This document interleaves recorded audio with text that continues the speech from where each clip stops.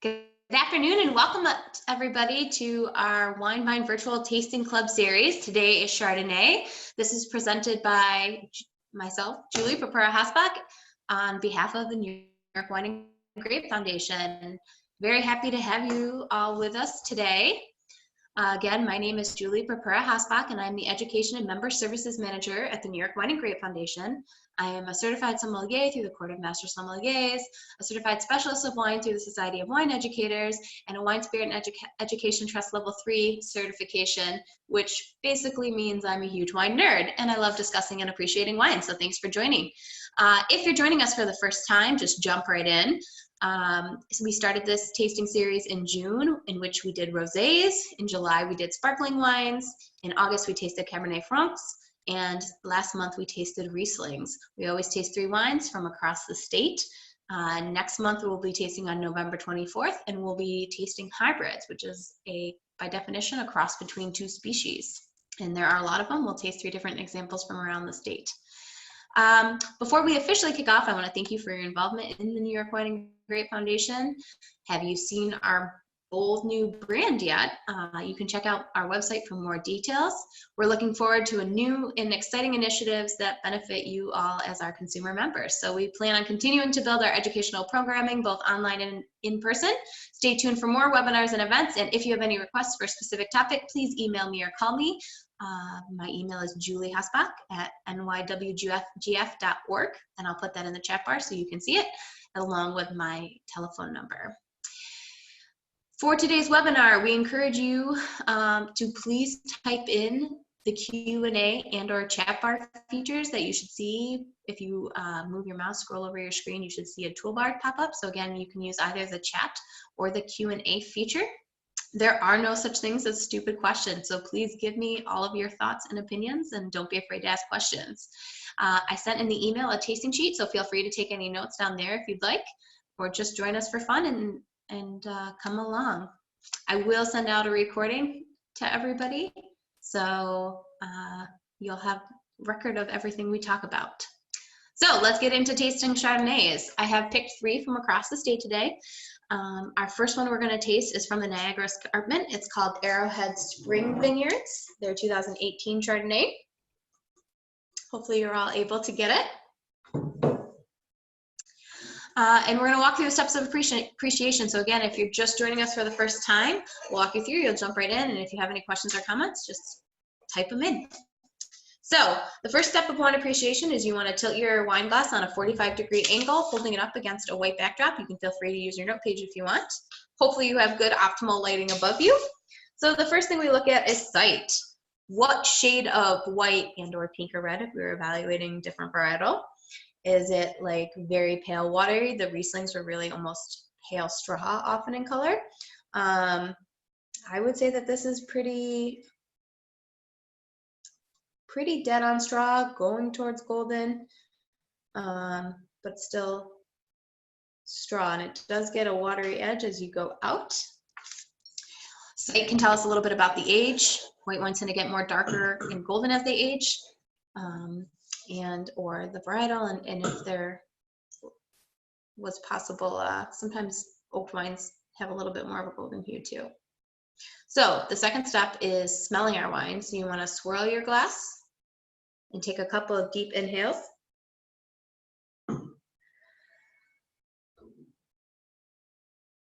What are you smelling? Typically, Chardonnays characteristically are known for lots of apple and pear. Get some fresh Granny Smith apple going on. You get that mineral kind of wet rock smell. Like for me, it's like imagine walking next to a stream.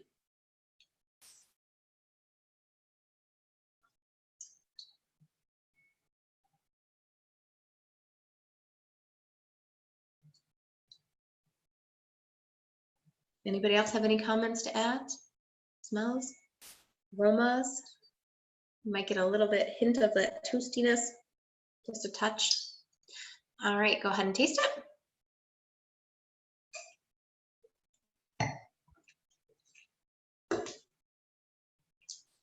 Feel free to take a second sip if you need to evaluate. And we'll through the structural elements. So the basic structural elements of a wine are acidity. That's like biting into a lemon, mouth watering, jaw tensing, right? So generally cool climate wines, which most of New York State is, generally cool climate wines have pretty high acidity in general, or typically, depending on the specific vintage and site.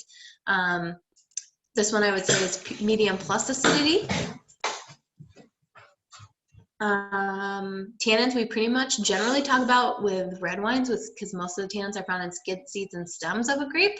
But also you can get a little bit from oak contact, so there could be a very low level for Chardonnays that are oaked. All of these have some oak contact to them. This is a blend of stainless steel and oaked, this particular one from Arrowhead Spring Vineyards. Oh, how sweet is it, right? So if there's an absence of sugar, we call that dry. Then there's off dry, medium sweet to sweet. This is dry, right? There's no sugar there.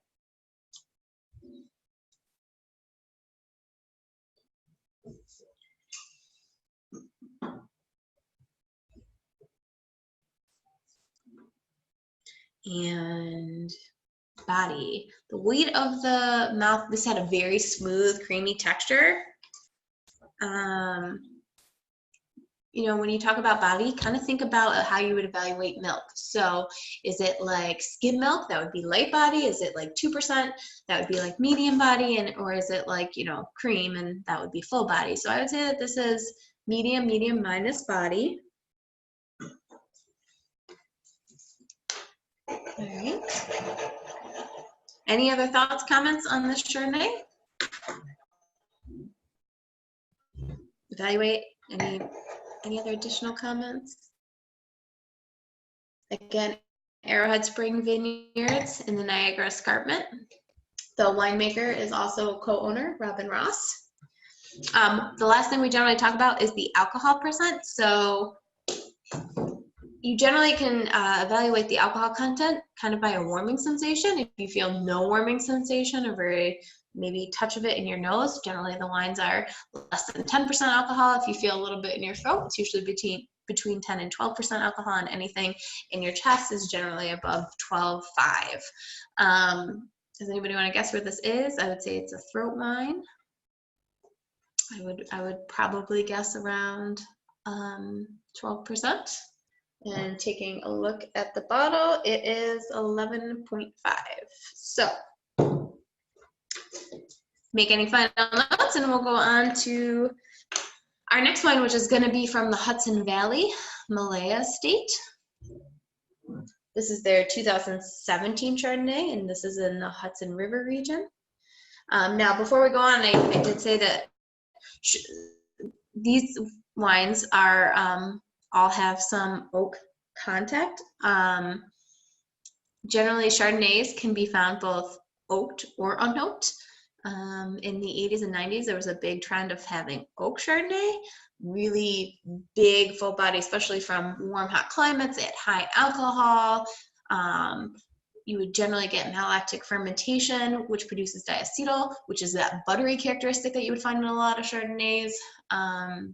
And then more recently, there's been a trend kind of back for more preference of stainless steel. So you'll see wineries do either or. Stainless steel Chardonnays tend to be more fruit forward because they don't have all the extra oak aromas and characteristics. So oak adds vanilla, the malolactic fermentation process. Malic acid is converted to lactic acid, and again, a byproduct of that is the chemical diacetyl, which is the smell of butter.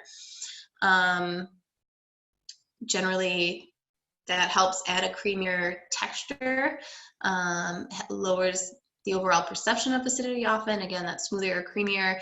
You might get vanilla and baking spices from the oak versus, again, a stainless steel one, which would be more fruit forward, and the fruit tends to be apple, pear, and some citrus.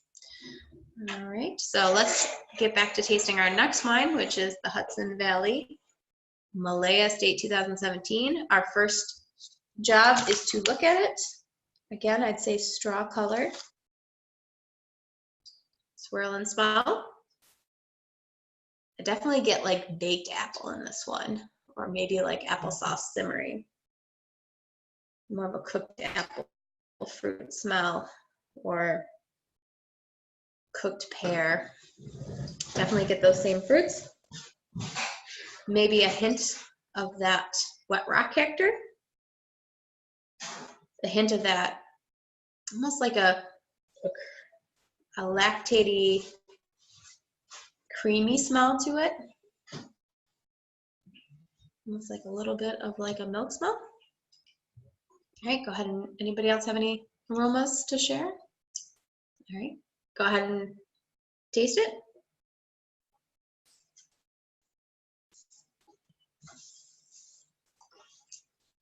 Again, pay attention to how your mouth's reacting, thinking about those structural elements. What would you say the acidity is like? That mouth-watering, jaw tenses, propensity, if you tuck your chin down, you'd have the propensity to drool. This wine, you can compare it to the first one, whether you think it had more or less acid. I'd say pretty similar, maybe a touch more. I'd still probably put it in the medium plus acid category.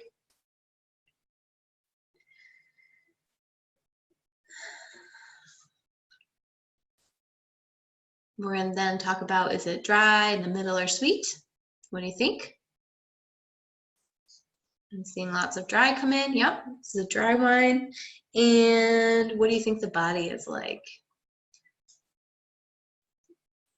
Maybe a touch lighter than the first one. Again, I would probably still put it in a medium minus category in the world of wines, if you think about all the wines in the world. And then alcohol content. Do we think more or less? Do you feel any more of a warming sensation? Similar? I would say probably similar, still in the throat. And this one is on the back, 12.2%. Hopefully you have your bottle at home for 12.2%. Any other thoughts or comments on this Hudson Valley Chardonnay by Malaya Estate? They actually just opened up a brand new tasting room opening. So if you haven't been, go check them out. All right, are we ready to move on to the third wine? Any questions about Chardonnay? So in general, it is the most popular consumed, like the most popular consumed white wine in the United States. It is probably the most commercially grown and known about white grape in the entire world. Almost every wine growing region, I don't actually really, like, other than Germany, can't think of many exceptions, Germany and Austria, but most places in the world grow Chardonnay in some way, shape, or form, because again, it is popular with consumers, and it is versatile in the fact that it can be oaked or unoaked. It's a stylistic approach, but it is often the dominant white grape and required as the white grape of Champagne. So a lot of sparkling wines made in the traditional method will still use Chardonnay, and that is true in most of New York State too. So in New World countries, especially in the US, what grape is used in sparkling wine is not regulated by the federal government. So any winemaker / owner can choose to use whatever grape they want to make sparkling wines, but still, if you see the traditional method, especially if you see the words Blanc de Blancs on a wine, that means white of white, and traditionally it's Chardonnay grape used. In the Champagne region, it is only Chardonnay, Pinot Noir, and Pinot Meunier that's allowed to be used. So Chardonnay is the white grape of Champagne too. So classic regions, Chablis, also that northernly French region. Champagne and Chablis are cool climates. Again, you'll see the high acid, lean, steel versions. And then it's grown in a ton in California and Australia, much hotter climates, much generally riper fruits, higher alcohol levels. Again, whether it's oaked or not oaked is a stylistic choice based on the winemaker and or owner. All right, so our last wine from Lieb Estates is their 2018 Chardonnay. This one won the best Chardonnay out of almost 900 New York State wines submitted at the New York Wine Classic we had this past August. It is an oaked version of Chardonnay, so let's give it a look first. I always get so excited to smell it that I start swirling, because smelling is so important. So again, 85 to 90% of what we taste comes from our sense of smell. That's why it's super important to always smell your wine. This is also, I'd say, straw, maybe pale straw on this one, but straw color. I get lots of apple on this one. almost like baking spices too. It reminds me almost of apple pie in a glass. Maybe not quite as sweet, but baking spices, fresh baked apple, a touch of citrus, maybe just a hint of lemon. Still get a hint of ripe pear as well. That limestone element. Intense aroma here. All right, go ahead and taste it.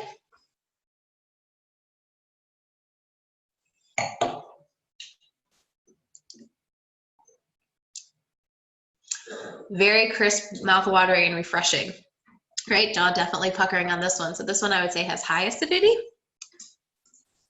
It is still dry, right? So acidity makes us mouth water, but in terms of sweetness, this is still under that 1% on the International Riesling Foundation scale that most wineries use in the United States. So under 1% is dry. It might be a teeny, 0.5% in there, but to balance out that acidity.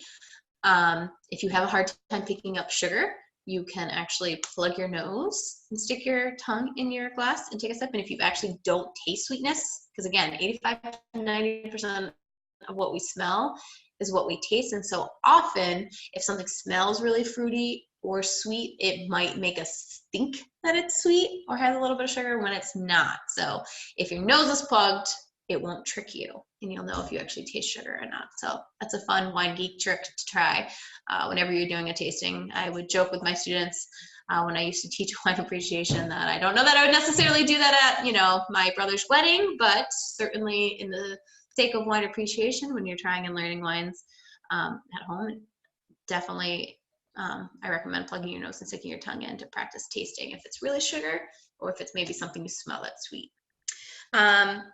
This is oak, so you might be picking up that teeny bit level of tannins. The tannins, again, are that mouth, kind of like a coating of chalk on your tongues. It's a mouth drying effect, but there was so much acidity in this wine, it wasn't very perceptible. It more just adds to that smooth, creamy mouth feel. And in terms of body, I would say that this is the most of the three we've tried. In the world of wines, medium, maybe medium plus, but probably a medium. That 2% milk is what I would go with. What do you think the alcohol content was? Are you maybe feeling a little bit more of a warming sensation in your chest? I am. So I would be inclined to say that this is probably more like 13% alcohol.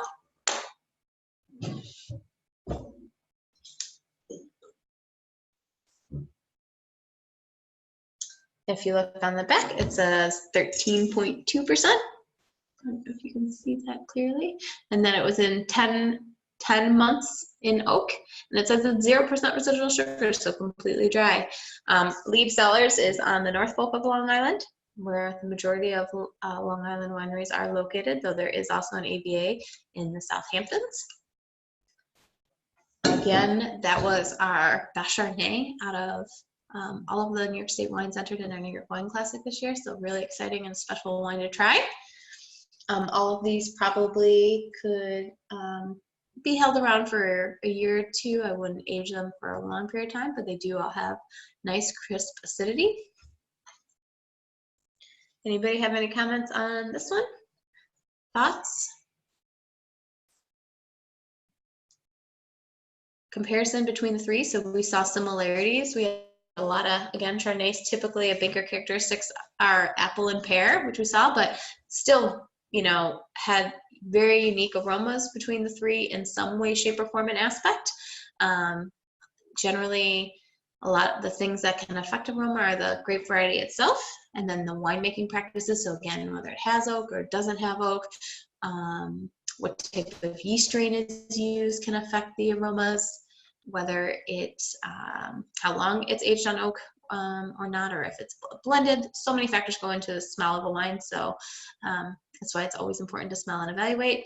Every vintage, especially in a climate like New York State where weather varies from year to year, we have vintage variation. So if it's a hot, dry summer, the wines produced are going to be different than if it's a cool, wet summer and fall. So depending on the region you're in or visiting, that's going to impact and affect the wine that you're having. And as I said, Chardonnay is the most popular. If you go to any restaurant, you'll probably see the most options for white wines as Chardonnay, though others are growing in popularity. And it is grown in all different climates and all different areas across the world.